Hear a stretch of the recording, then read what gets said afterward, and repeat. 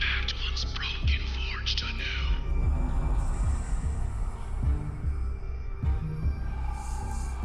Warlocks Waffles.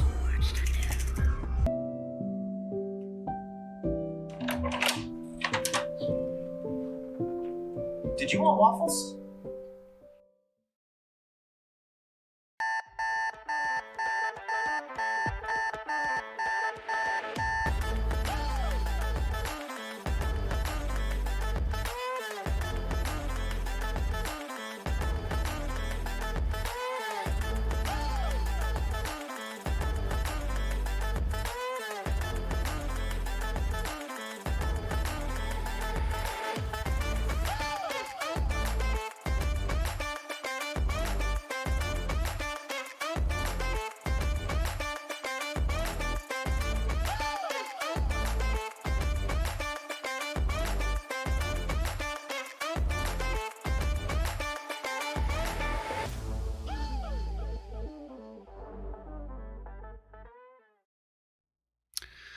Good morning with a capital G, but it's the one that's at the end of morning. Okay. The good, not a capital G. That one doesn't have a capital O though, and one of the O's is a 0. You're saying this like in real like SpongeBob meme voices, like good morning, like Good morning, everyone. That's the energy we're bringing today. I hope you're ready, because today we are bringing you we're bringing definitive rankings of monsters.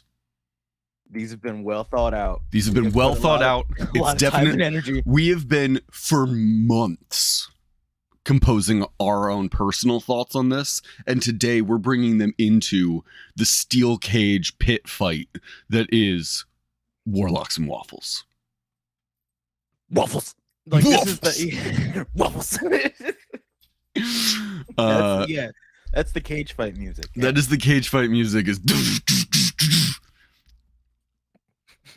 let's do this. Which one are we starting with? I mean, we gotta start with just starting the show. Good morning, Junie. Good morning. How was your right. weekend? It was definitely a weekend. It was.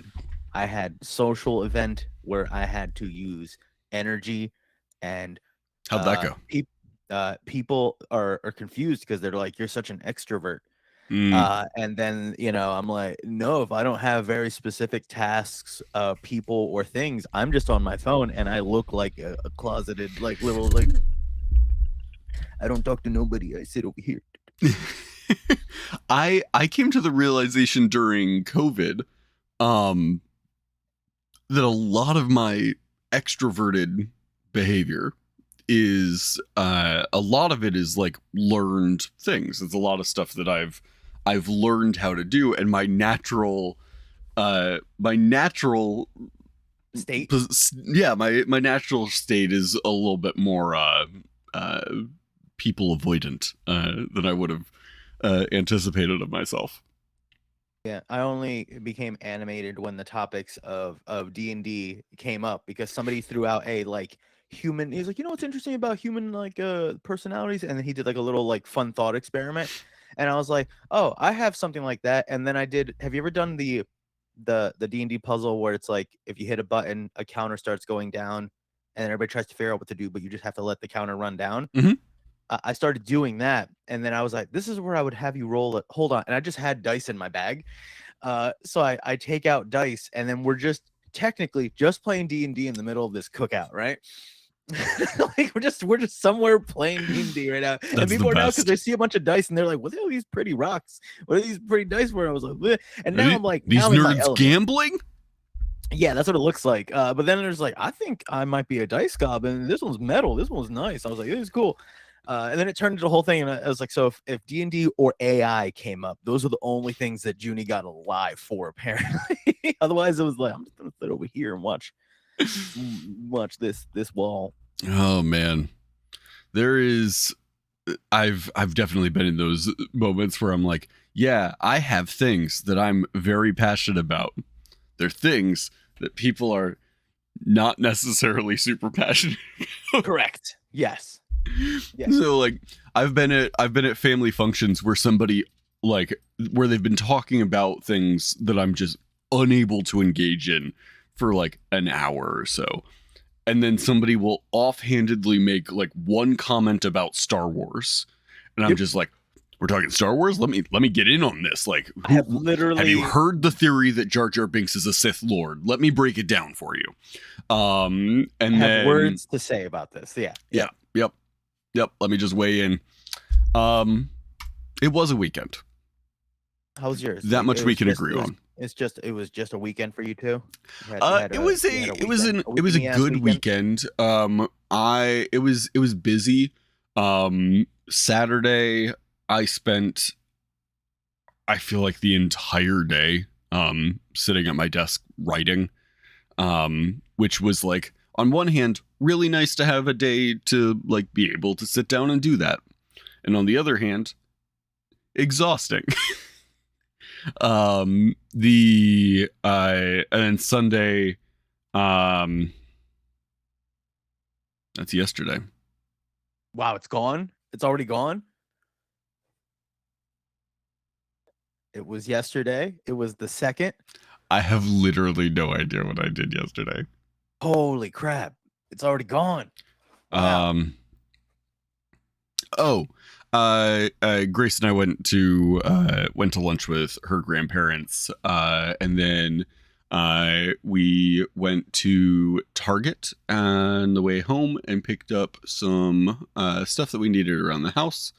And then we This is wholesome came as hell. and then we came home and we watched 300. Because apparently it's one of Grace's favorite movies, and I have never seen it. So I'm learning. so we watched from that. real wholesome to real confusing, real fast. Yeah. So we watched 308 gelato. My God, And then we coaster got ride.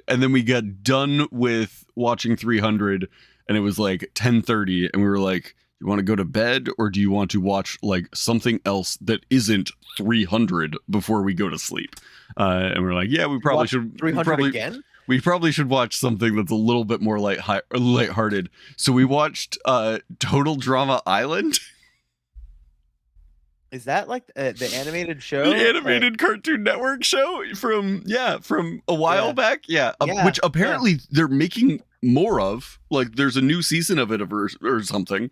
But we watched Grace opened up Netflix and was like, okay, here's a random season of Total Drama Island. Pick a number between 1 and 24, because there's 24 episodes in the season. And I picked a random number and she was like, okay. And she pushed play and we watched that episode of Total Drama Island, and then we just let it continue playing for a few episodes.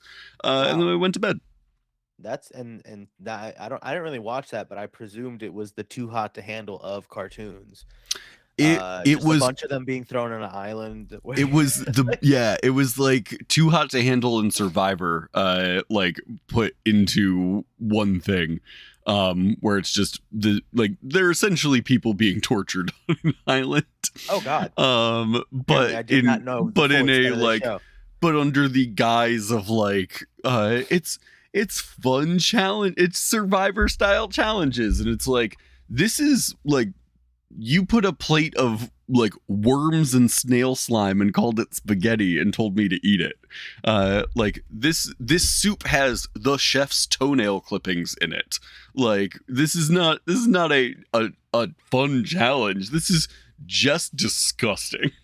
I feel like what's gonna happen here is I'm gonna start we're gonna both start talking about show things, because I have one more game show thing that I want to mention that I just started watching. And then I want to talk about Dungeons and Drag Queens. But I'm gonna say we're a TTRPG morning show, and we have a thing. We have a thing today. We do, and we're gonna get into it. Yeah.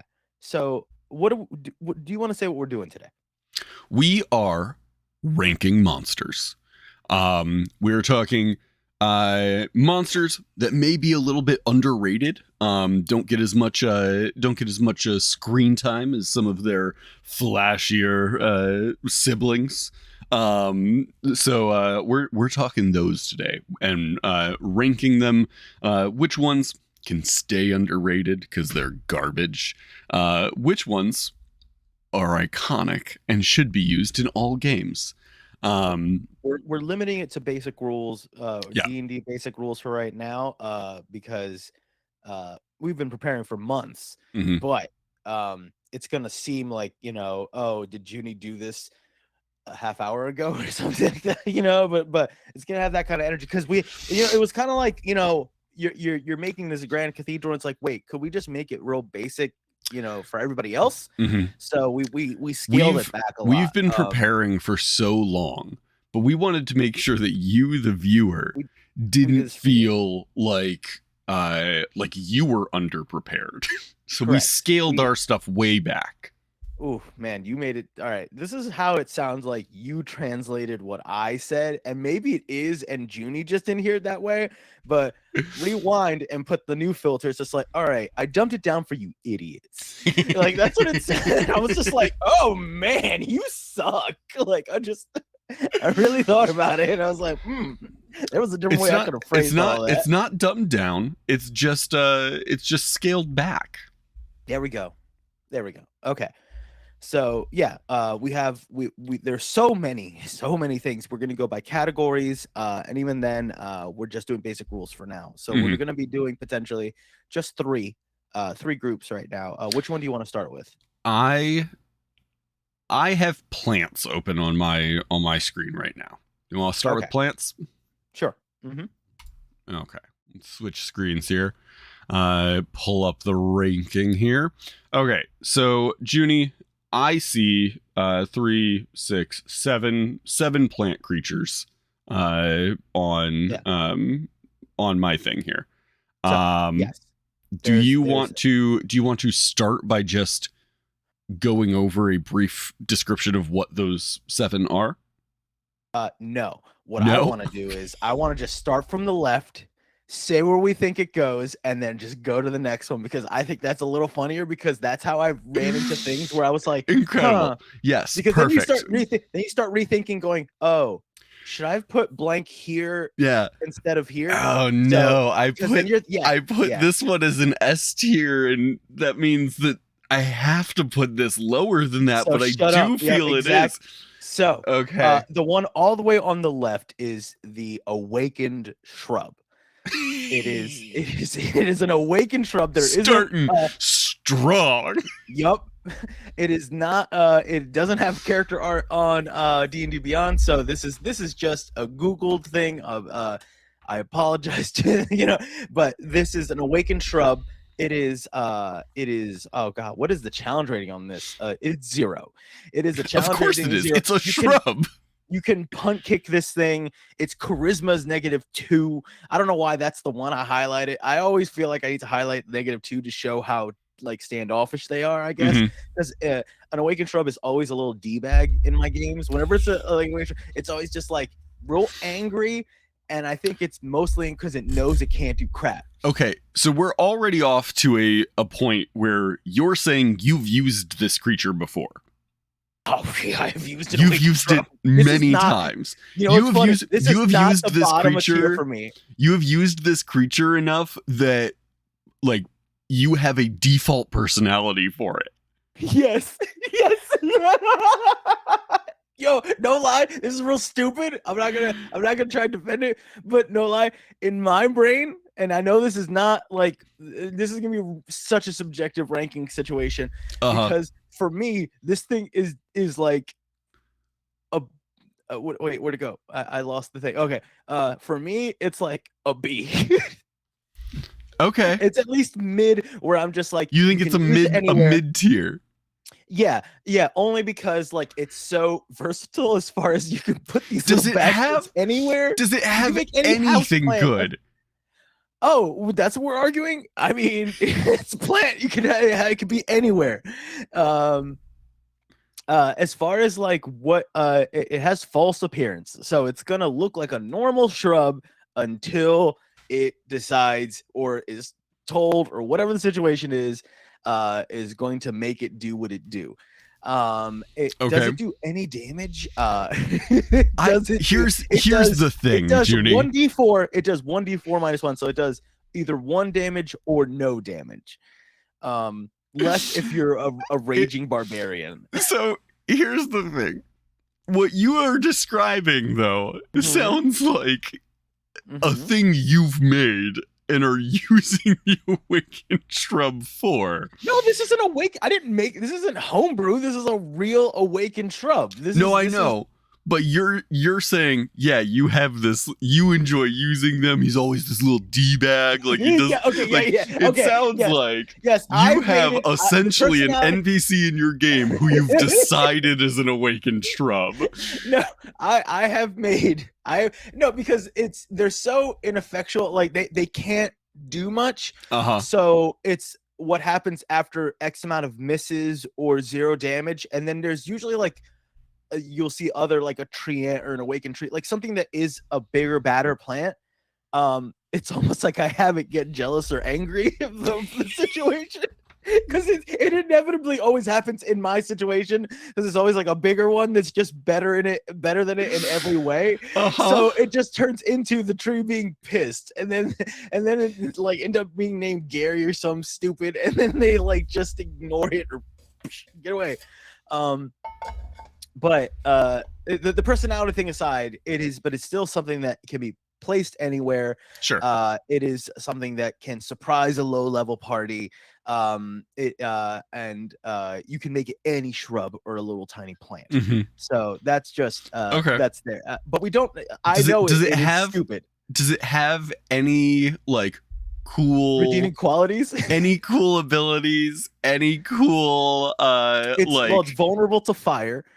It's not a cool ability. It's cool. I do like a monster that has a vulnerability. That is a plus in my show or in my games. Does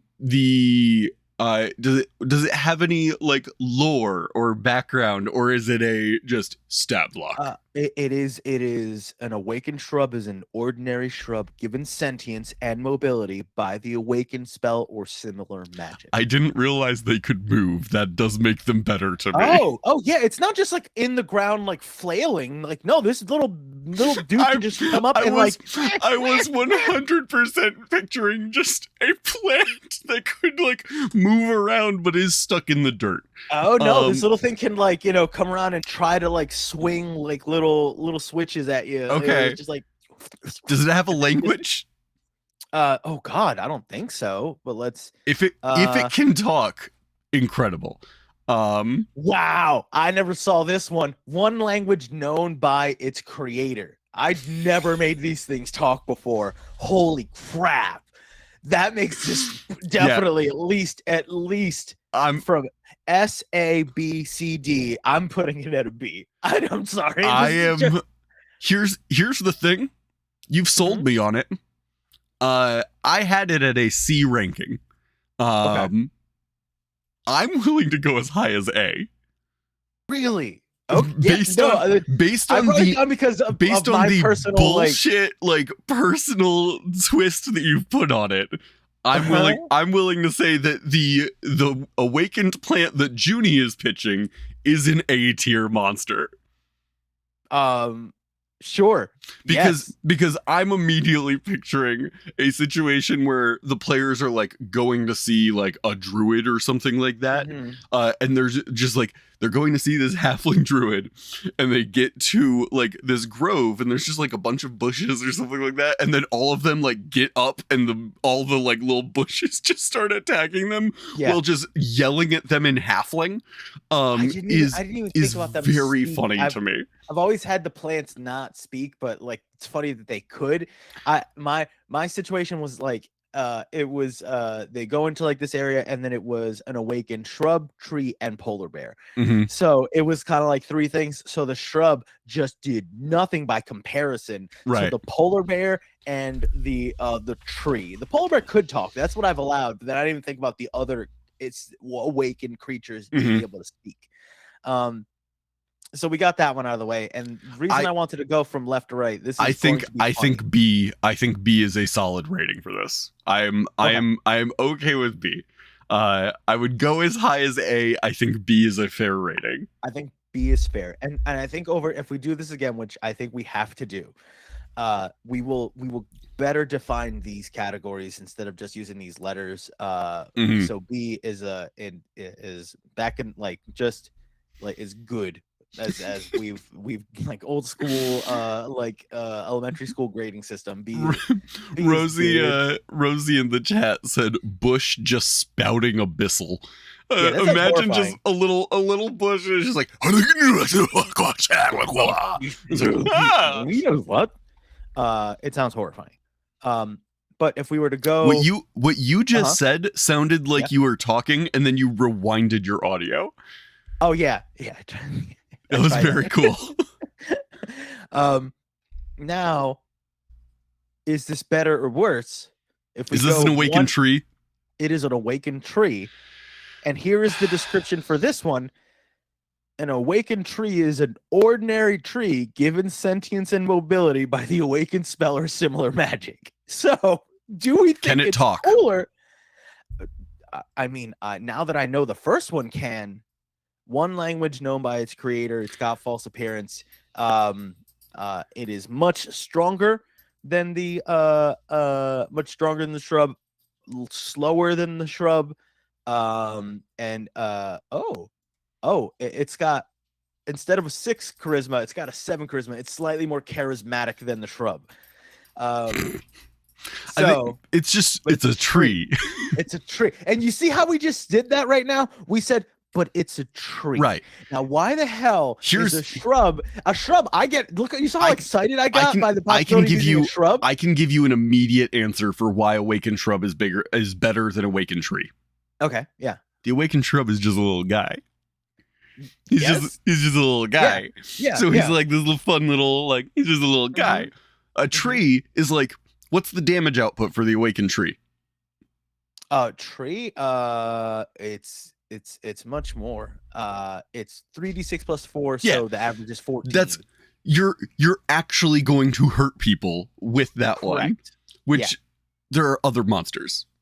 I will say the one situation in which an awakened tree has been like a cool thing that we went against in a game I was playing was there was the GM had made Ents like tree shepherds, and so there was an Ent who was like leading a flock of awakened trees that were like migrating an entire forest to like this new area. It was like this druid's grove that was being like migrated to a new place, and I was like, that's very cool. But at that same time, like, the cool thing about that was the Ent. The cool thing wasn't the tree.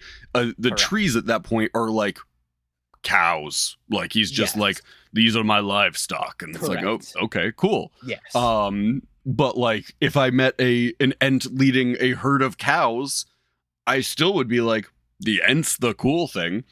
I don't know if this is a thing, but I almost really, and it kind of makes it. I would put this lower than the shrub, and I would put on the same tier as the shrub. And I don't think this exists, but I think that the shrub can be placed anywhere because you can put a house plant, you can put any actual small plant outside. Mm-hmm. You could do all that. With tree, it needs to be big outside. Shrub is more versatile, for sure. But imagine a small tree, like a sapling or something that's as big as like a lamp, like an I Am Groot situation, and automatically I'm like, well, that thing's better than the tree. And then I'm like, you gotta find like a middle ground. This is my awakened bonsai tree. Correct. Well, you see, yeah, it's like I would either make that the shrub or split the difference and somehow come up with a middle ground. See, that's a very good question. If a shrub got big enough, is it considered an awakened tree? Well, that's what I mean. It's like it would. I would have, and I think I have done an awakened tree, the awakened shrub Gary get away, and it was kind of like a Batman situation, and it came back and it was like, that tree looks real angry. it looks like it has a familiar rage. And then it was like, and somebody was like, is this Gary? And it was like, it's fucking Gary. And then it was just like the shrub came back, but as a tree. So I did do that. We've already talked on the show about the fact that a palm tree is actually a grass. So if you awakened a palm tree, is it an awakened shrub? Is it an awakened tree? Is it not able to be awakened because it's technically a grass? What happens? It's a plant that is awakened. So I mean, But what does it fall under? Asking the important questions. I think awakened tree worse than awakened bush based on purely the fact that it is less versatile for like where it could be found. Correct. I agree with you there. Also now, it does make me want to have a situation where my players find themselves in a hedge maze and find out like way too late that the hedge maze is made up of awakened shrubs. So the reason they can't find their way out is that as soon as they're around corners, the shrubs are just like getting up and walking, like moving to change the paths. Yep. That'd be so funny. I like that. I think it would be almost unfair to make them too like the whole maze shrubs because like anything with enough numbers becomes dangerous. Sure. You know what I mean? At that point, it's just like, oh, this is like an ocean of an enemy. Right. Eventually, they're going to start chipping away at you, and you can only hack and slash. You know what I mean? The only way it works is if you're doing it in like Feywild type stuff, where it's like their only intent is mischief and chaos, and they have no interest in fighting you. Like if you attack them, they're going to scatter. I imagined like enough shrubs to form a wall. And then that wall strategically, after they're like, all right, they're gone. And then they go somewhere else and they strategically go somewhere to block another wall. And they're like, oh, it's blocked here too. And it's like, it's a race to see if they're like, let's block them again. And they try to block them over and over again. Rosie also pointed out they have language, so the maze could whisper at the players and you turn it into a horror session. The maze whispers to you. The maze of whispers. I do feel like we horribly off topic, but I do feel like it's so tempting anytime you're in like anytime you do like Feywild stuff, it's so tempting to go like fun little mischievous weirdos because like it's so easy. Horror in the Feywild could be very good. Yeah. It's like hedges.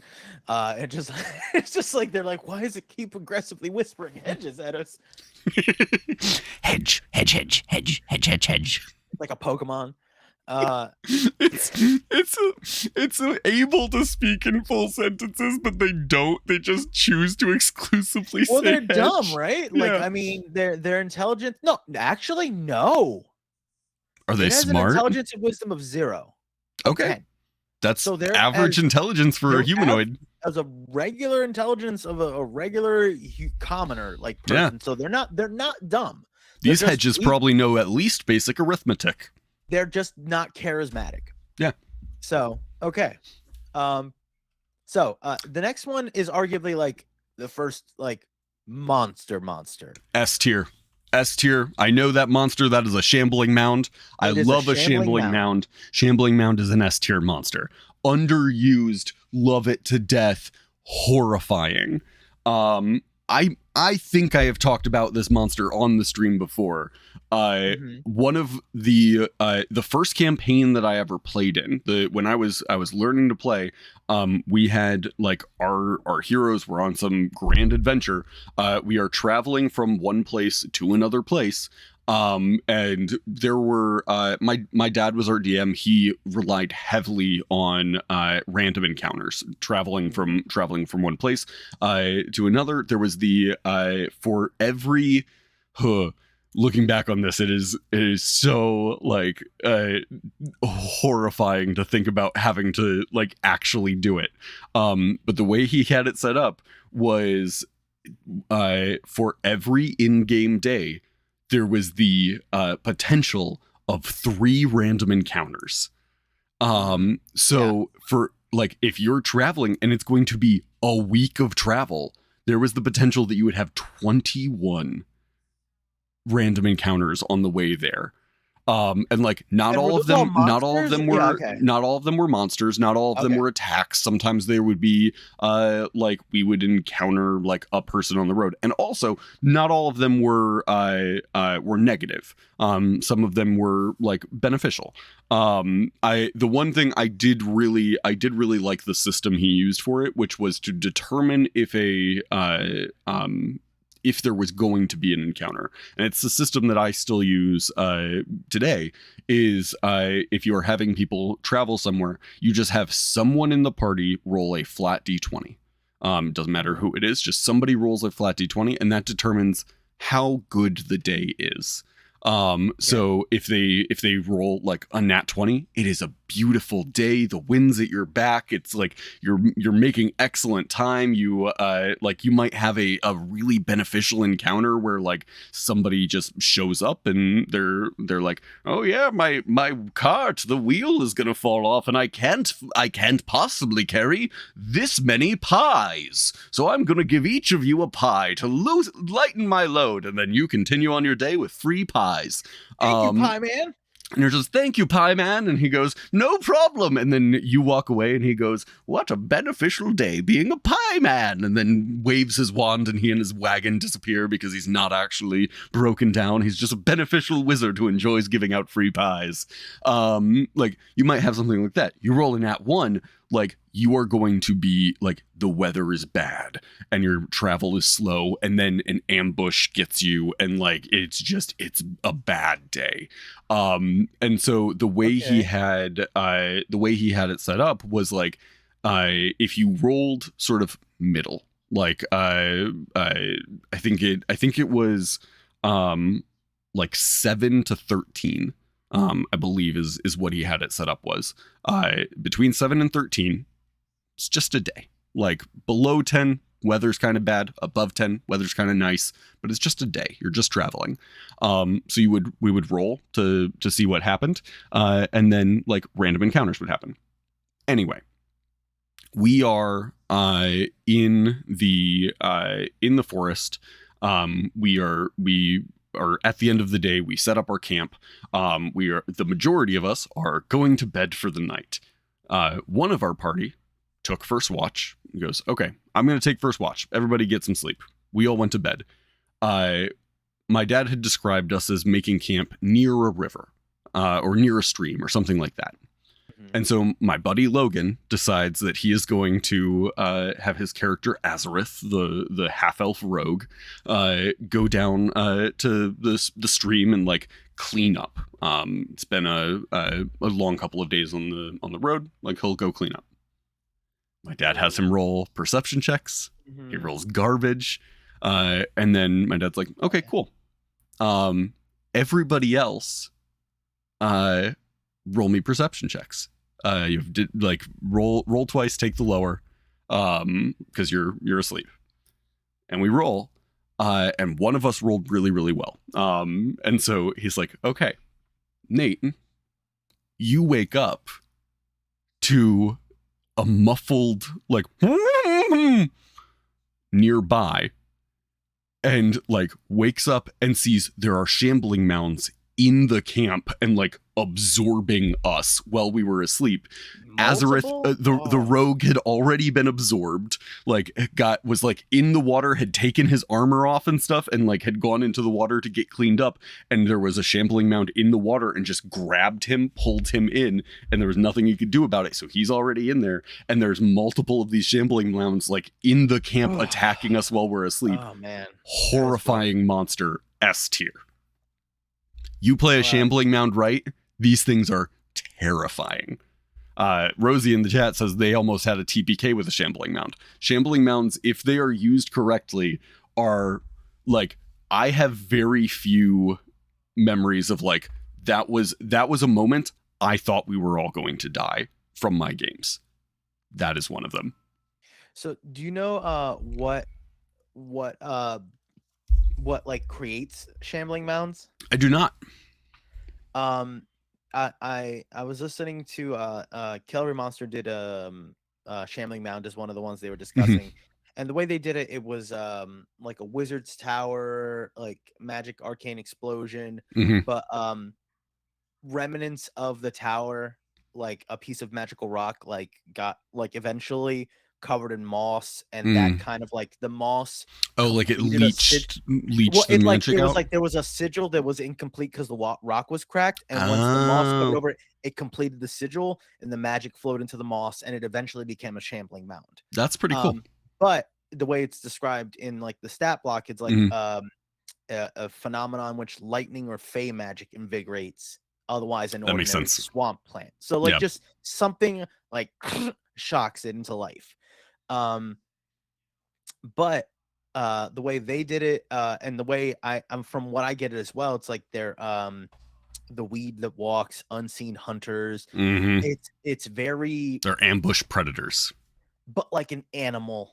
Yeah. Like it is like a hunter spider. Like it's one of those things where it's like it's that big debate of like, is it a monster or is it Mhm. just a thing that is trying to eat type of thing. Mhm. But it's that unpredictability of like, everything is like it wants food, it wants territory, it wants Mhm. something, and it's like this thing is just, it's not evil, it's not trying to do anything, but if as far as like where you can use it, how you can use it, and like how much fun you could have with it as a I DM, yeah. it's a lot. Yeah. I think that playing it with the mental prep of Yeah. playing it kind of like a spider, Yeah.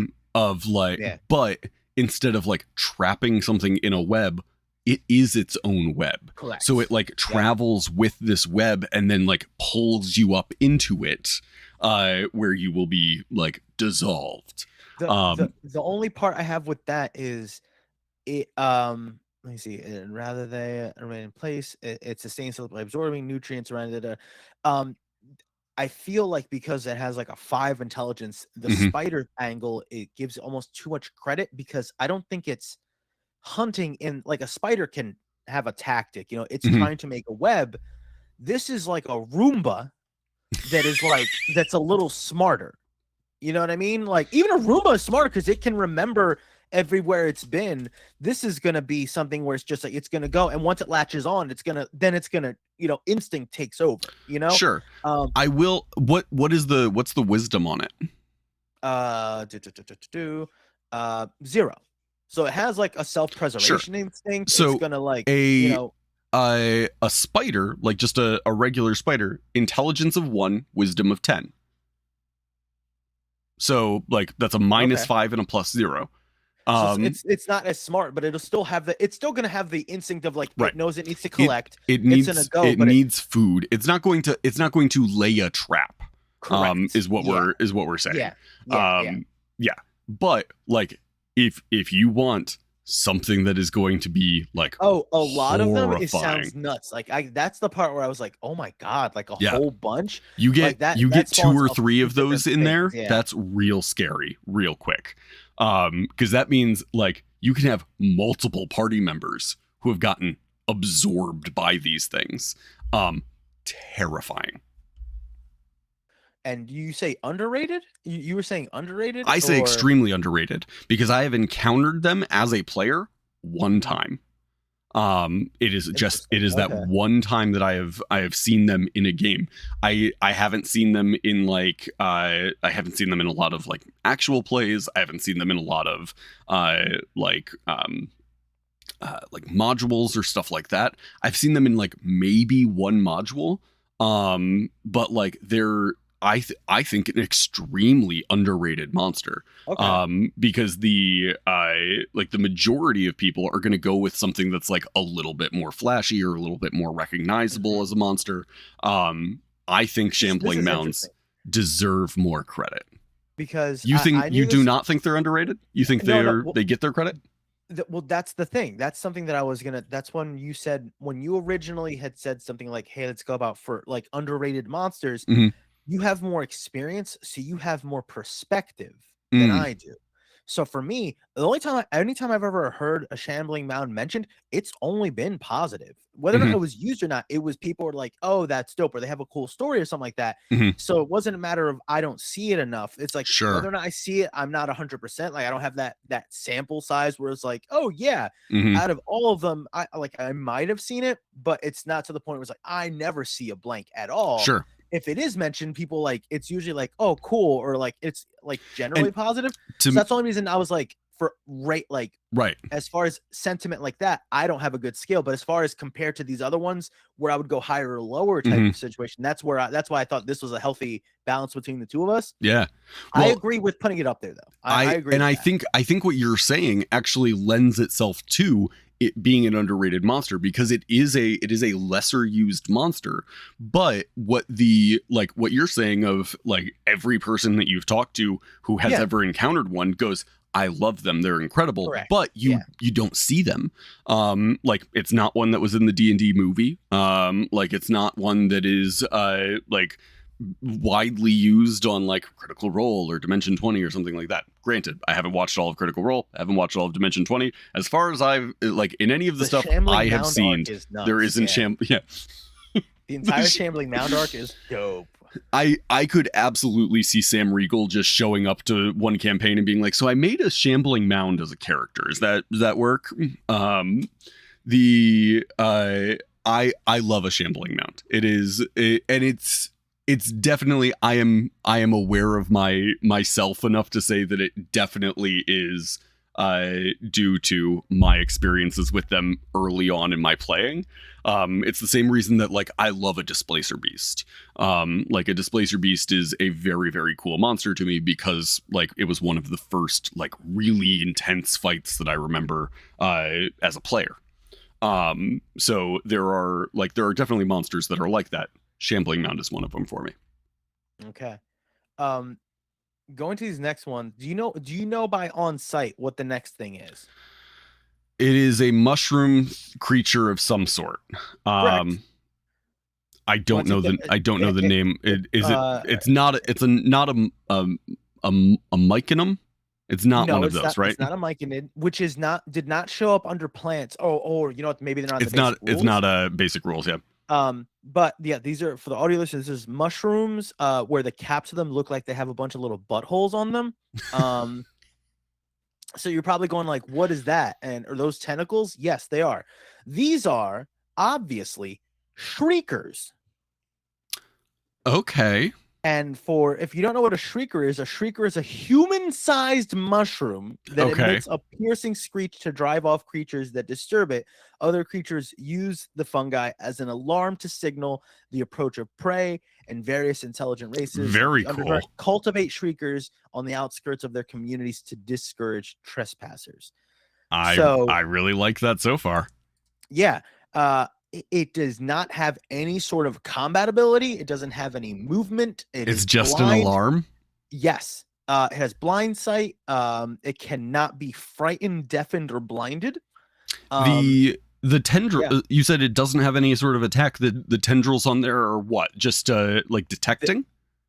Maybe that's what it is. It's either detecting or it's just to symbolize like creepy underdarkness. But Mhm. it says when it shrieks when bright light or creatures within 30 feet of the shrieker, it emits a shriek audible within 300 feet of it. It continues until the disturbance moves out of range for 1d4 of the shrieker's turns afterwards. So That's it's so funny. all it does. It's got It has no actions. It only has a reaction of if something correct gets within 30 feet of it, it starts screaming.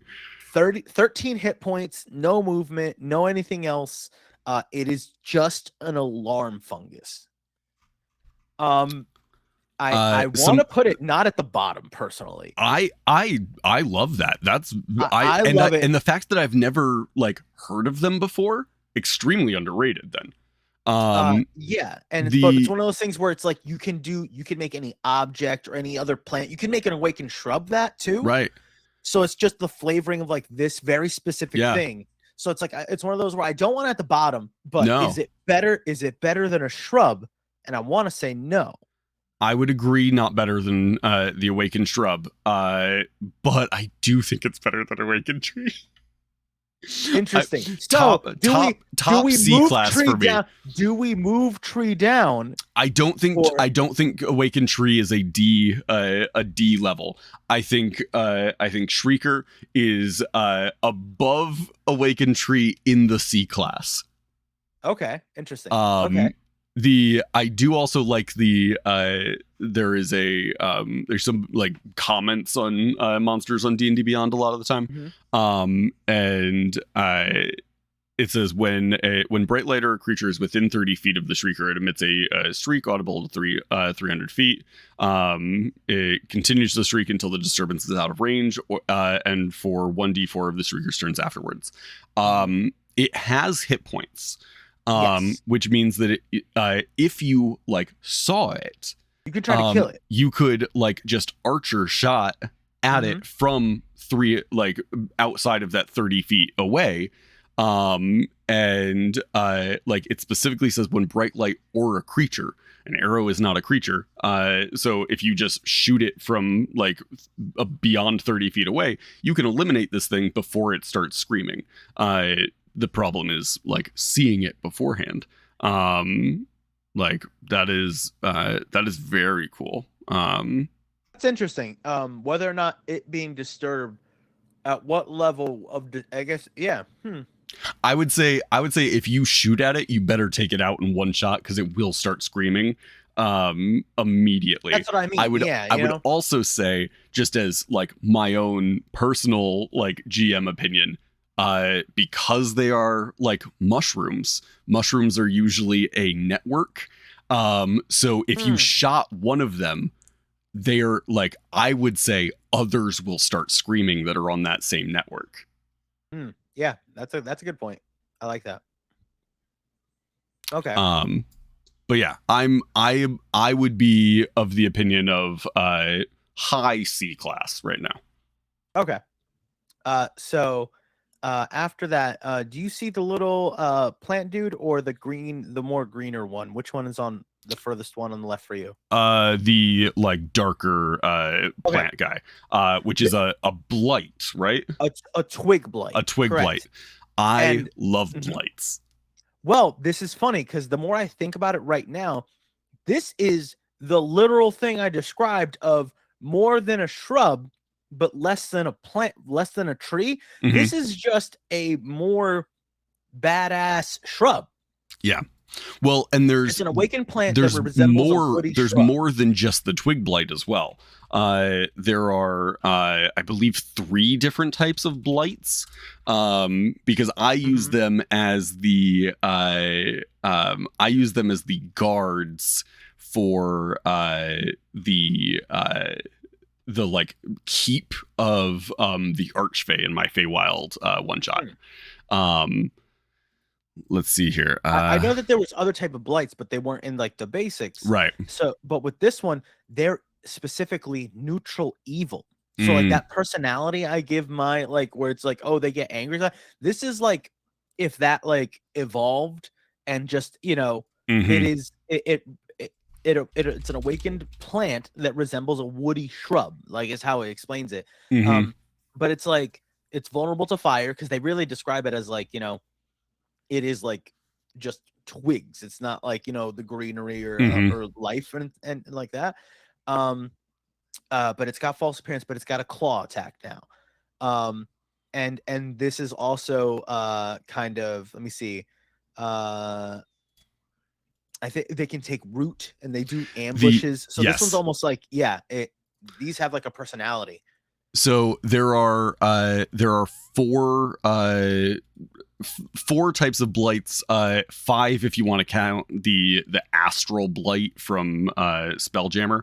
But there are 4 different types of blights. There is the twig blight, which is the one we have here. There's also the needle blight, which is very cool. It's like covered in like thorns and stuff. There's the vine blight, which is like just this like almost looks like a mummy, but it's made of like vine instead of wrapping. And then there's the tree blight, which is like a massive like tree of the same category. Interesting. But I think the one thing for me, and we'll stick with just twig blight because that's the one that's in the basic rules. I think the thing that makes this a cooler creature for me than the shrub is it has like a lot of the capabilities of the shrub, right? Like it has a lot of the stuff that we were like, this is cool.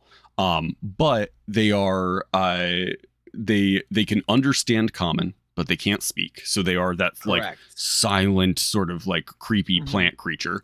I think the fact that they can root is very like it's just a cool thing. The description specifically says that twig blights can root in soil, which they do when living prey is scarce. So they can actually like go dormant as just like a plant and like take root there to start pulling nutrients from the ground again. Or they can like get up and like start attacking things. I think that is very cool. They also have a little bit more like hunting motivation than the bush does, because it says twig blights seek out campfires and watering holes, or campsites and watering holes, rooting there to set up ambushes for potential victims coming to drink and rest. Huddled together in groups, twig blights blend in with with an area's natural vegetation or with piles of debris or firewood, or debris or firewood. So imagine like a group looking for firewood to like build a fire, and they go over and like grab a handful, and then some of the wood just like attacks. Like that's super cool. I don't know if I like it better, only because at first it was like they can take root, and I was like, why couldn't an awakened plant or tree just do Sure. the same thing? Mhm. And also, it's They should be able to. 100% agreed. Well, you know what's funny is at first I'm like, why would they need to eat? Mm. Right? And it's because if you think about it, this is depressing, Mhm. because it is just an awakened shrub or tree Mhm. that has lost all its leaves, so it can't photosynthesize. Yeah. So, So it's a parasite now. it needs It to needs the eat. So nutrients. it's like, so it makes it like real sad and real depressed. Also, it can't talk anymore. Like, Yeah. and this is me going by as if it was something and turned into something else. You're Like, you're picturing I'm awakened still shrub that like I'm died still and is drawing a now line from it. Yeah, because I would have flavored a crazy awakened shrub as this, Mhm. like, but like I would have like had an awakened shrub and just used like some of these stats, Mhm. but using this by itself is like, this doesn't have you see, it's still an awakened plant that resembles a woody shrub, so it is Mhm. still somebody woke this thing up. So is it like an awakened shrub or tree that has died, So or is it somebody like took a dead tree, like a gnarled dead tree, and awoke that? So if you read it, it says a twig blight is an awakened plant that resembles a woody shrub that can pull its roots free of the ground. Its branches twist together to form a humanoid-looking body with head and limbs. So it doesn't stay in that like humanoid form.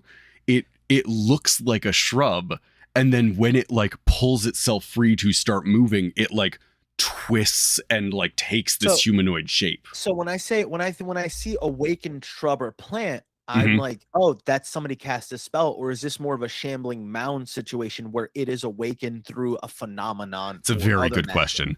You know what I My mean? Because then it's like intent. Like I Right. want to make a specifically dry plant dude. Mhm.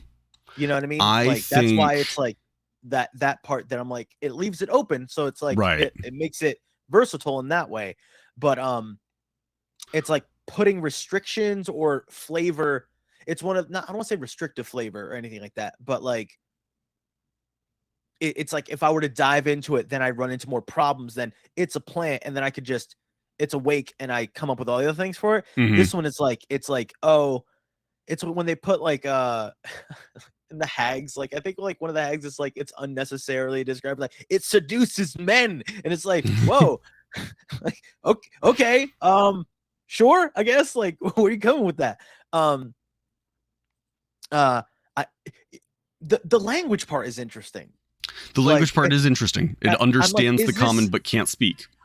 Is it like the whole thing is it naturally occurring? Somebody made it magic, like somebody made it with magic, or is it like spawned like an elemental? Like it just kind Yeah. of like comes into being. Like all those things where I'm like, Yeah. which Well, direction? and And an if I think about it interesting one way, it gets cooler than the other. interestingly, of the blights, the only one that can speak is the vine blight. Twig blight has common but can't speak. Needle blight has common, understands but can't speak. Tree blight has both common and druidic but can't speak. And vine blight just has common. They speak common. I do think that of the blights, the twig blights are the like least interesting of them, because the other ones have like cool additional things that go into play. The needle blight has one of my like favorite plant abilities, which is when needle blights detect a threat, they loose a pollen that the wind carries to other needle Stop blights bringing throughout other the blights forest. into this. No, you can't have It's other blights so influence cool. this No, blight. I'm This not. blight I'm saying. I'm saying this is the least cool of the blights. because it's just like there's a cooler blight cousin, then let's rank this one higher. It's just like, what's funny? I personally really enjoy the versatility of the different blights, because I categorize the blights together, but this is just the twig blight, so it is being ranked separately. I've figured the out of what makes it make the most sense and reconciles all the things in my head. Okay. Blight. Well, if we just look at the blight part of it, Mhm. it is a plant disease usually caused by a fungus, Sure. or something that is spoiled or something like that. So whether or not it is an evil druid or wizard that Mhm. specializes in death and decay, a Mhm. necromancer, something that's corrupted, like if it's like a forest that has like just had this evil influence on it, it is the distinction between an awakened tree and shrub and a blight is corruption. Yeah, I That's definitely agree. I think there is a dark magic that goes into a blight. Because in my head I'm just thinking like, oh, it's douchey, it's just a jerk version of it, but what makes it any different? You know what I mean? Like, what's the cause? And it's like it can be any of those, but if there's so that kind of lends it gives it more the context. As long as the context is better for it, like you can do a lot with it in that sense. Like if there's evil in some way, shape, or form, or bad. Yeah. The other interesting thing about this one, and to me, the reason that it is higher than the Awakened Shrub, is this is the first one from the list so far that has an alignment. The others are all unaligned creatures, which means they are just sort of like animal instinct moving around, like doing their stuff. A twig blight is a neutral evil creature, which and is also like a something that specifically is driven by these motivations. So to me, a twig blight is like a very versatile creature. That like it looks like dead plants. A dead plant can be anywhere, and they move together. They are like coordinated. They understand common, but they can't speak. I would argue that like they are like plants can kind of communicate with each other. Like they're very organized. Would you go A? Would you just go above? I would go A tier for a blight. That makes sense. It's the more we talk it out. You brought up really good points. The rooting part that just got me. I was just like, well, it can already do that type of thing. Sure. But if it's like, oh, it can't sustain itself, so it root, because if it can root, then why would it need to like eat? Because it could just root type of thing. The answer I've always used for that is that like it is a parasite. It is a blight. So it in itself is a blight to other plants. So if it chooses to like root, it is pulling the nutrients from something else. So other plant life is going to begin to die around it if it stays there. So it can't stay in one place. It has to move. Does it say this? I don't know if it says this. It does not say this, but I would 1,000,000% put the caveat of if a twig blight rooted anywhere, or if Mhm. multiple, that ground is now desecrated. Especially if it stayed there like long Because enough. if it pulled, it's like salting the earth at that point, because it just pulled everything from that ground, and it's like now nothing is going to grow there, type of thing. Well, and if you look at like the blight spell, right? Necromantic energy washes over a creature of your choice that you can see within range, draining moisture and vitality from it. Target must make a Constitution saving throw. The target takes 8d8 of necrotic damage on a failed save, or half as much on a successful one. Has no effect on undead or constructs. If you target a plant creature or a magical plant, it makes the saving throw with disadvantage, and the spell deals maximum damage to it. If you target a non-magical plant that isn't a creature, such as a tree or shrub, it doesn't make a saving throw. It simply withers and dies. So like if these are like plants that are sort of infused with some of that blight energy, they are like leeching life away from the ground around them. Like that's very cool. The reason I really enjoy them is because I use them as the guards to the fortress of my archfey. And I always describe the like entrance as there's this massive wall with a gate that is wide open. There is no like no doorway, there's no portcullis, there's nothing. It's just a wide open like archway. And then there are just like plants like growing around it. But as the party like gets closer, those plants unroot and take form into these different blights, which is just a cool like guard for the archfey. It also, first it's because the shrieking, and then you've got the twigs, you've got the vines, the needles, the tree blights, and you can have all of these different like types of blights that are all going to fight very differently, but are like connected through this network, is usually how I play them. Okay. I like it. I think, do you just see a tree? I see an ent. It's a tree ant. Yeah. Huge plant, chaotic good. It has a personality. I mean, it has chaotic an alignment. Good is interesting. Chaotic good, yes. I see how that one is, because that one is where it wants to fight for life. It wants to preserve it, but it's gonna do it however it needs to, because it's going to have its own perception of what means good. So it's just like, we're running out of water, so I'm just gonna divert the river this way. And then it's like, well, bro, you're messing up that dam, you're messing up that town, that village, and it's not like malicious, but it's gonna do the good thing however it needs to do it. And chaotic good to me is a like, I feel like that's underused. I feel chaotic like chaotic good is an underused alignment. Chaotic good is like, I'm doing what is best, like for like the things that I believe are important. And if you were told that that's super wrong, you would maybe try to do something about it, or you would go the extreme in the other direction. But it's like, you wouldn't necessarily do it knowing that this is going to like full blown be bad. But if you're going to do it, you're doing it for the right reasons, you know, for the quote unquote right reasons type of thing. I love a tree ant. Where would you put a tree ant? I would put it A or S tier, like one of those for me. Because the other thing is like, tree ants have animate tree as one of their abilities. They can make awaken trees essentially. Oh, I didn't realize that they could do that. Yeah. Okay. Like they're super cool. And like the lore behind a tree ant of like let's see here. They prefer to while away their days, months, and years in quiet contemplation.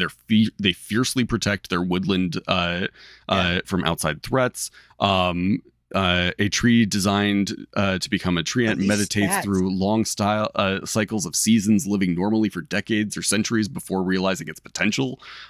Like a lot of people would argue that like an awakened tree may become a treant like over time. But they're These stats are legendary serious, guardians, protectors yeah. of the wild. Like Siege monster. It can take down. It does yes. double damage to objects and structures. One of the largest amounts of damage I saw dealt to a player character while I was like in that first campaign was from a treant. My buddy, my character was a bard who had like this whole fire aesthetic and had like a flame tongue sword and stuff. And so we're like fighting, and there were 2 treants, and they targeted me and like took me out because I'm wielding fire. And so my buddy like picks up my sword to like swing it at them because it's dealing fire damage, and they obliterated him. Like he was paced on the ground as like, I think we were like 3rd or 4th level at the time, and they dealt like 96 points of damage to him in one round with like one just devastating hit. Like it was, I think, our first character death in that game was from a treant. Oh wow. That's my gosh. Ooh, A or S. I could go either way. That's me too. Because what if we look at it like rank versatility, what you can use, what you can do with it, I feel like you can do a whole lot. And then if we're going by like, if we were once again the whole underrated, overrated type of thing, I think because of like fantasy in general, like just media, right? People know what it is. Right.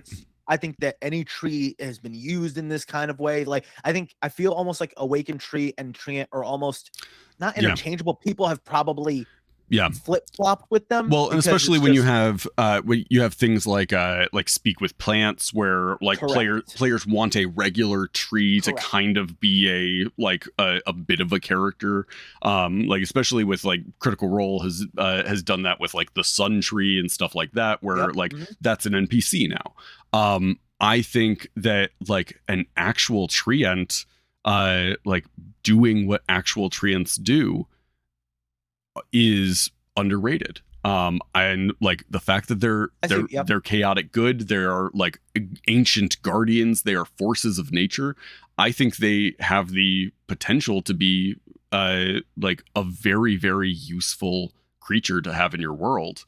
And I could see whole storylines being built around like the treants awakening and moving, and like they have that scene in Lord of the Rings, right, where like the treant council is like talking about like will they go to you haven't seen Lord of the Rings? I have a whole story about this. Okay. We don't have time for it though. We don't have time for it. We don't have time because we got to go into this. Okay, I think S tier.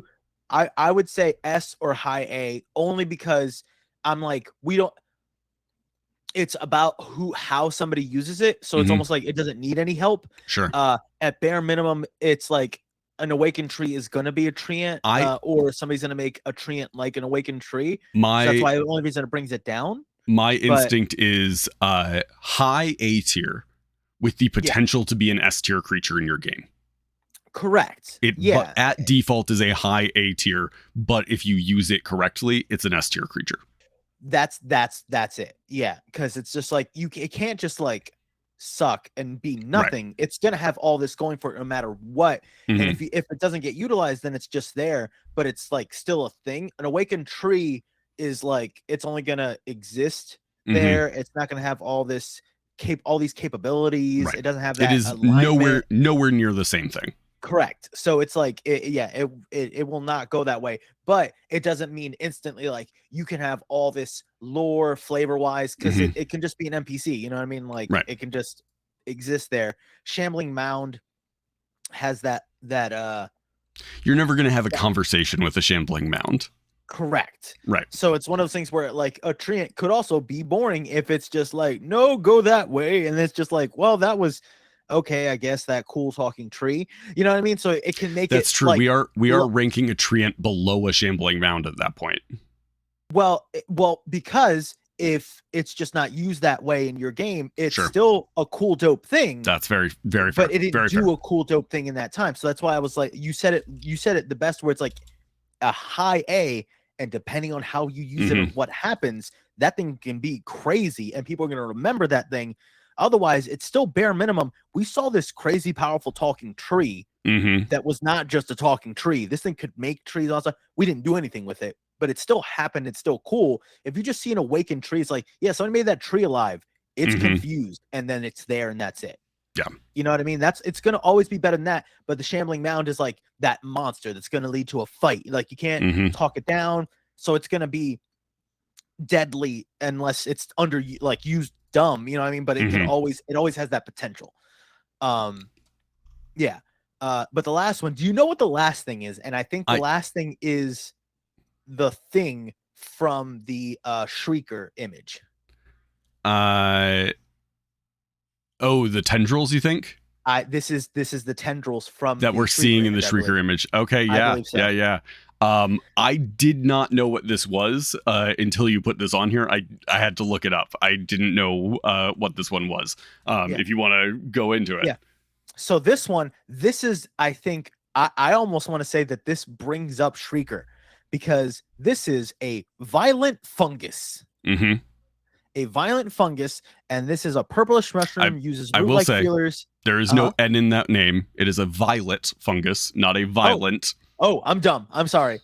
Well, you know, it's funny. Yes, it's just a purple mushroom, not an angry, violent one. But this one has multi-attack. It makes 1d4 rotting touch attacks, and it does necrotic damage. And we see tendrils in the shrieking mushrooms area thing. I agree. This would be the way you said, like, mushrooms are a network. I think this would be these are the network. Like, this is the thing where it's like, the one is the alert for everybody. This is the security system where it's gonna like try to tase you. Yeah. It's got blind sight, 30 feet. It's got false appearance, but it's got it makes 1d4 attacks, and that is interesting because I never see multi-attack done in it might only be one, it might be more. I do like that. That is an interesting use of the mechanic. It's always 2 attacks, 3 attacks, 1 attack, 2 of this attack, 2 claws and a bite. But to go the same way where it's how many attacks can it muster? Right.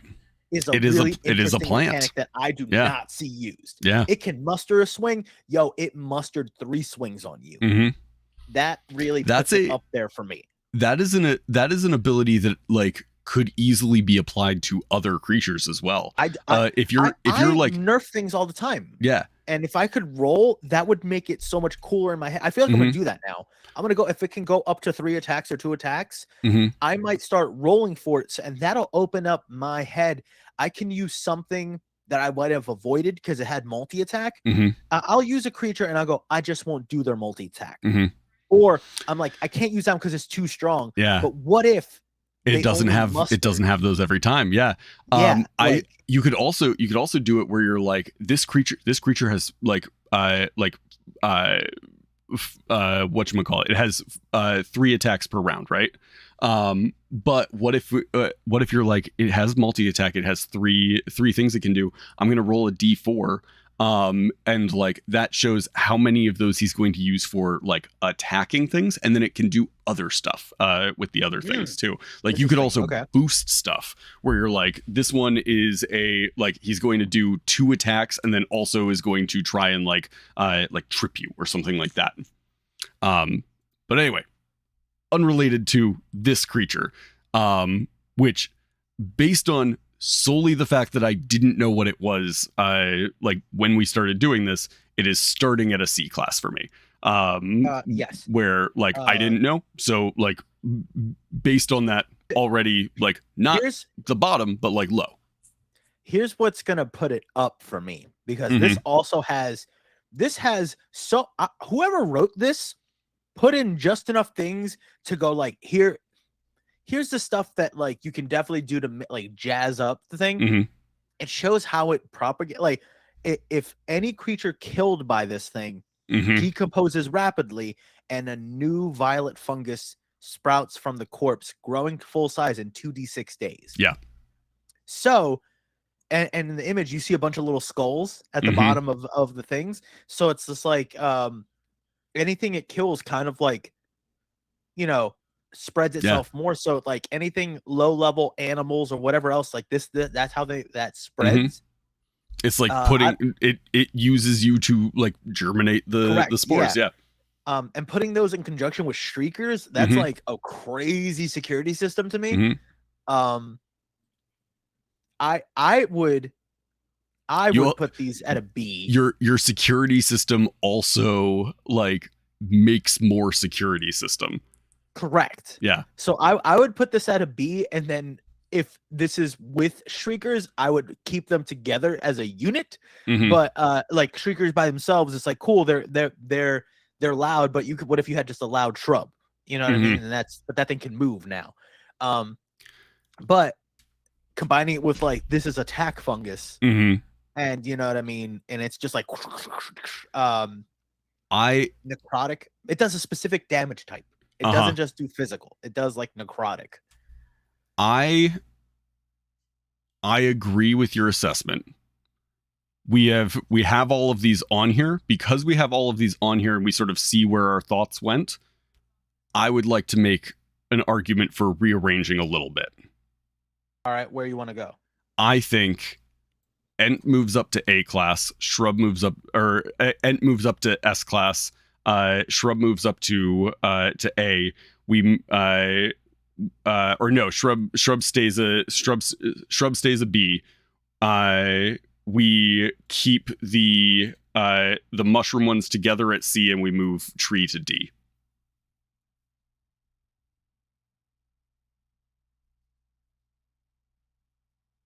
I am hesitant. I want to keep Tree at D because it seems the most boring. The Tree, I also think overused.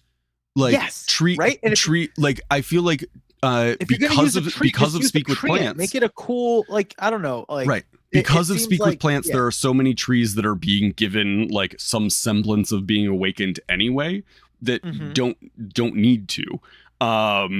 So I don't think that it is a particularly impressive creature, and lacks the versatility of higher things. I could also be convinced to keep the violet fungus at B. But I think that is a more accurate representation. Keeping the I think a treant is an S class creature. Like you can use it. Oh no, less I effectively. can be down with but that. I think it's an S class. Yeah. I think I do agree with you. I think the violet fungus is B class because it's just cooler than the shrieker. But I do think they work in tandem. So you would put both mushrooms together? I'm okay with Shrieker staying at C class.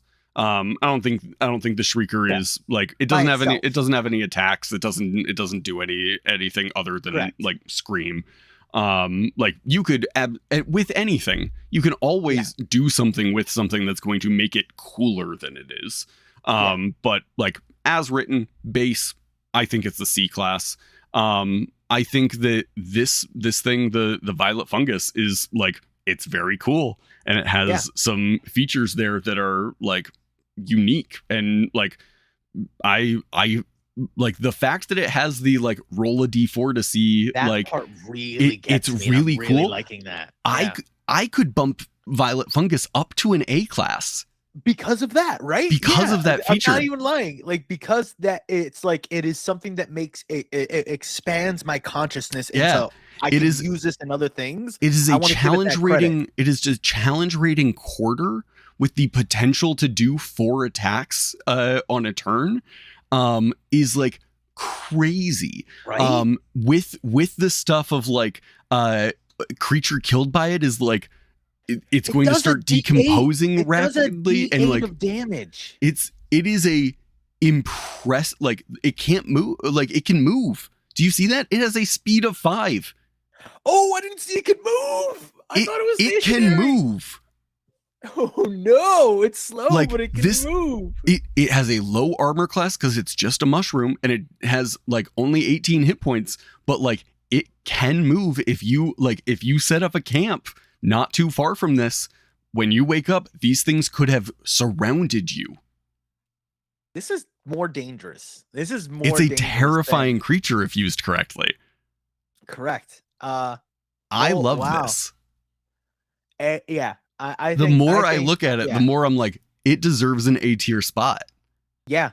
No. Yeah. The movement. Because I was ready for just the cool rolling mechanic with the Mhm. attacks. The movement, though. The fact that also it moves, but like it moves very slowly, it would be almost imperceptible. Like if you were just sitting there watching, Yep. like it's going to be a slow movement compared to anything else. Yep. Like it is like 5 feet in 6 seconds, which isn't like terribly, like it's not horribly slow.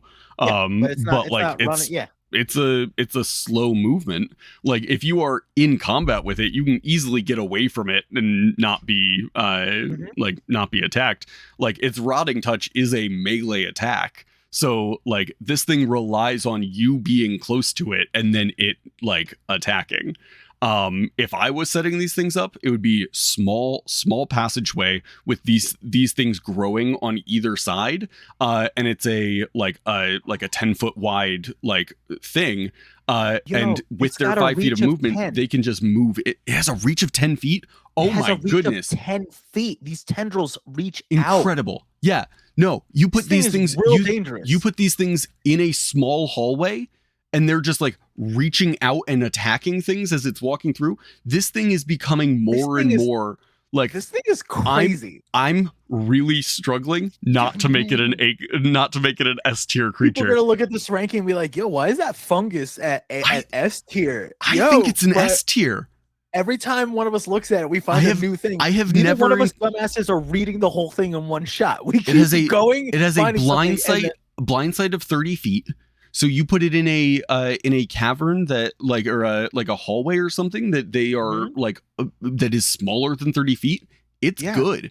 It's also a fungus, which is going to have that like none of the fungus in the monster manual have that like it's specifically written into them of like they have that like network, but like fungus have that. So like they should have some way to communicate with each other. So like they're gonna have that. They're gonna communicate with each other. Like you couple that with like oh my goodness, you put a shrieker at the front of a tunnel, and then the party starts moving through the tunnel, and there's just these things are growing up the walls and stuff of this tunnel, and they're moving through, and they're just like they've been alerted by the shrieker that there's food coming, so they're just like waiting. My god. I think this is an S tier. Here's the thing. I think like as much as I love a shambling mound, I think a shambling mound is an A tier. And like this is an S tier creature. It has I agree cooler with you stuff. It's one of those. It was the argument of why I wanted Treant an A was because how it's used, because I've seen people also boringly use a shambling mound where it's like if they build the encounter, it's like 1 and then it just becomes a surround and pound type of thing.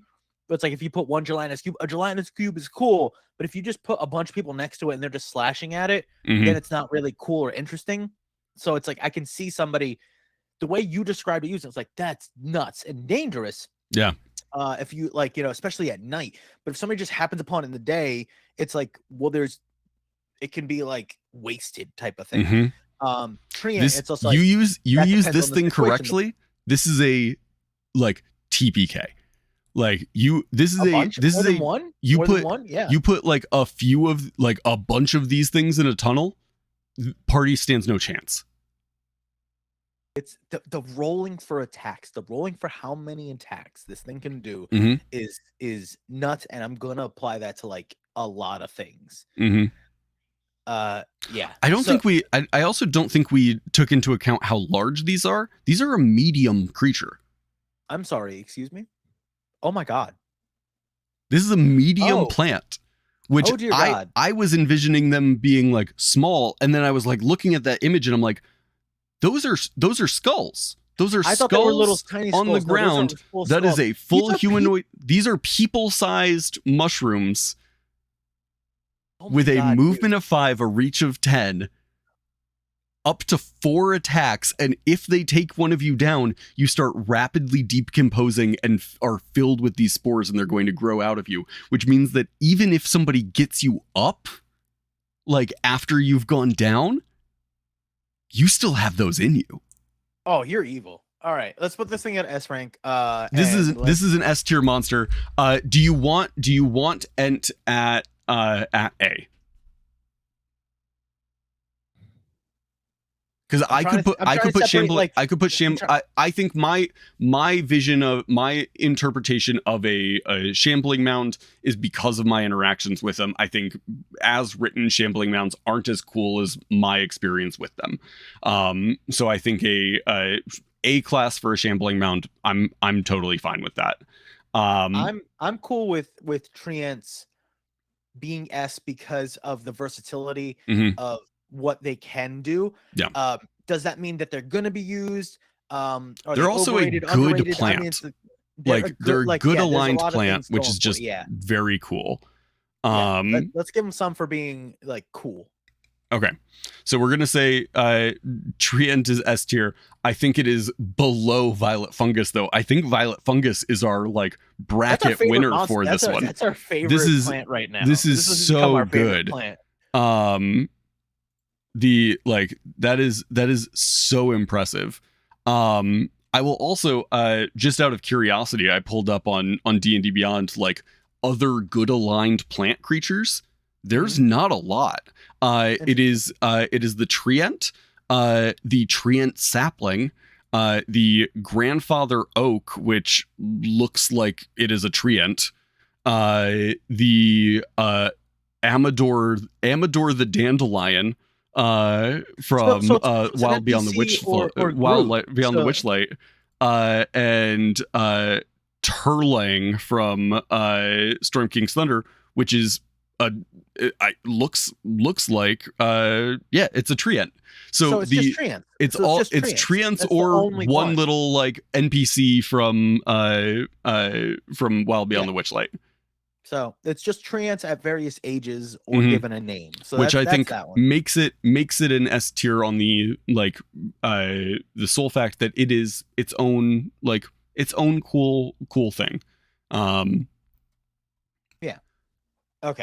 I think that's it. I think that is I think that is the ranking. I made 3 of these thinking we would do more. Like that's why I didn't go through all of them, because I was just like we could chalk on these. Yeah. So we still have aberrations and elementals to go over if we want to. Which I think we could. I mean, we could easily dive in and continue going. Like this is a fun conversation. We're also super over time. So I think that's another episode. We'll dive in there. Where this is. I like this. I'm comfortable with this ranking. Yeah. Right underneath it, you're gonna see the save. What do you see? You're gonna see save or download. Save or download. Download that, and then we'll share our rankings with people, and we'll have people. Everybody can chime in. If Awakened Shrubs should be way higher or not. Screw you if you think it shouldn't be, because we're absolutely, if we put this out on like Twitter, we're definitely going to get people who are like, no, why in the world is a Awakened Shrub a B tier? Like that is a bottom level. It is cooler than a tree. It is cooler I than agree. A tree. I do think it's funny that we put the one that essentially all it does is just all it does is yell. That's all it does. And we're yell. Like, that's better than an Awakened Tree. Awakened Tree is stupid. Awakened Tree, worst plant. Worst plant creature. Fight me. Unless it's got a personality and cares about something, which at that point it's a treant. Like you're yeah. Yep. And if it's a jerk, then it becomes a blight. That's all it is. That's all. That's the progression. I will say, tree blight, freaking horrifying. Like if you haven't pulled it up, the image for a tree blight is terrifying. Its mouth, like it has a section where the wood is like split open in the middle and it looks like a mouth. Terrifying. Awesome. I'll throw that into the Discord, and we'll put it out on Twitter. The definitive ranking of basic rules, basic rules plant creatures. Waffles. And what one would you want to do next? You want to do the aberrations or elementals? I mean, those are the ones I have, like that I just kind of like did not hastily this morning over the months. Right. But I mean, there's Fae, there's I do Fae and Fiends. I feel like this is the series, right? I feel like we are slowly like this is going to be the next like collection of episodes. Should be, let's just do these. And we'll just move through them until we have ranked all of the basic rules monsters. I would like to see elementals. I think elementals is a fun one. Do you think we should expand past basic rules? I personally think we should say basic rules, but I would stay basic rules. Yeah. I would stay basic rules because if we get into like, there's so many past basic rules. I do think we will have less strong opinions on the elementals than we will on. No, baby, that's mine. Methods are in them shits. Yeah, but we're agreed that methods are a high tier of monster. Why people are gonna be like, yo, why are like methods above all the other elementals? I feel like people are going to be able to look at our definitive rankings and know a lot about us. That's true. They're gonna look at our rankings and go, I know what a game with these idiots would look like. I think that's a good place to wrap up. Right. This has been Warlocks and Waffles. No show on Friday this week. But we will be we'll be back on Monday. And we'll go into elementals. That is I think that's a good next one. I do think at some point we need to dive back into our conversation on like creative burnout. I would love to dig back into that. But at the moment we've accidentally stumbled onto this. So, like, we might as well dig deep on this. But I didn't think it would be this good. This is.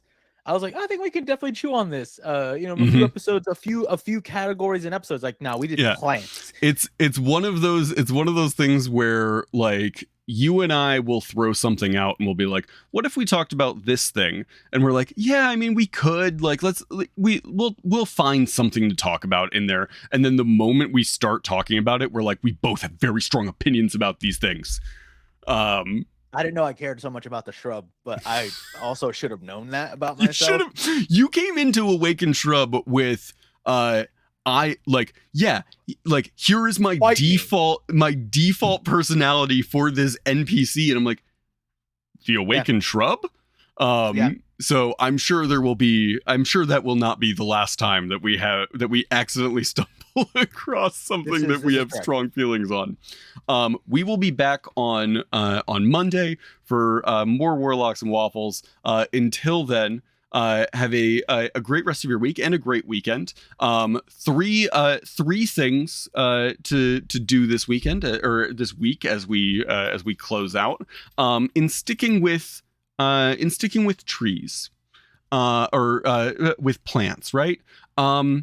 Go for a nature walk this week. Go find a place that you can like walk around and enjoy the air. Assuming that you are in an area that isn't absolutely horrible with smoke from Canada right now. Go walk. Canadians, I hope you're okay. To my friends who are up there, I hope you're doing well. But go take a walk. Find a place that you can be outside for a little bit, even if it's just for a short thing.